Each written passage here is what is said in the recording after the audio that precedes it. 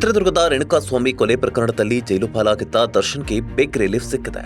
ಬರೋಬ್ಬರಿ 6 ತಿಂಗಳ ಬಳಿಕ ಜಾಮೀನು ನೀಡಿ ಹೈಕೋರ್ಟ್ ಆದೇಶಿಸಿದೆ. ಹೈಕೋರ್ಟ್ ನ್ಯಾಯಮೂರ್ತಿ ವಿಶ್ವಜಿತ್ ಶೆಟ್ಟಿ ನೇತೃತ್ವದ ಪೀಠ ದರ್ಶನ್, ಪವಿತ್ರ ಗೌಡ ಸೇರಿ 7 ಆರೋಪಿಗಳಿಗೆ ಜಾಮೀನು ಮಂಜೂರು ಮಾಡಿದೆ.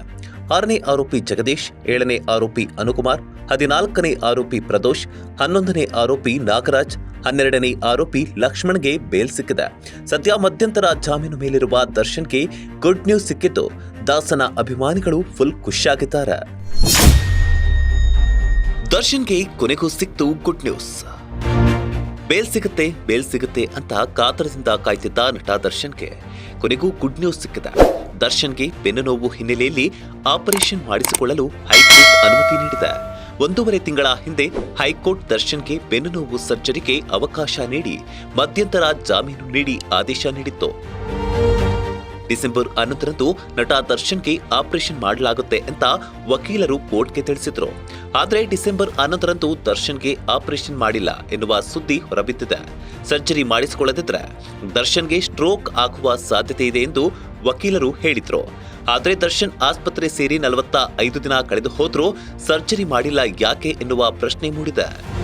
ಕಳೆದ 2 ವಾರಗಳಿಂದ ಹೈಕೋರ್ಟ್ ನ್ಯಾಯಮೂರ್ತಿ ವಿಶ್ವಜಿತ್ ಶೆಟ್ಟಿ ಪೀಠದಲ್ಲಿ ದರ್ಶನ್ ಹಾಗೂ ಪವಿತ್ರ ಗೌಡ ಸೇರಿದಂತೆ 7 ಆರೋಪಿಗಳ ಬೇಲ್ ಅರ್ಜಿ ವಿಚಾರಣೆ ನಡೆದಿತ್ತು. ಆರೋಪಿಗಳ ಪರ ವಕೀಲರು ವಾದ ಪ್ರತಿವಾದ ಮಂಡಿಸಿದ್ರು.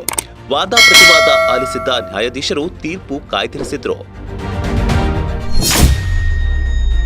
45 ದಿನ ಕಳೆದು ಹೋದ್ರೂ ಸರ್ಜರಿ ಮಾಡಿಸಿಕೊಂಡಿಲ್ಲ ಯಾಕೆ?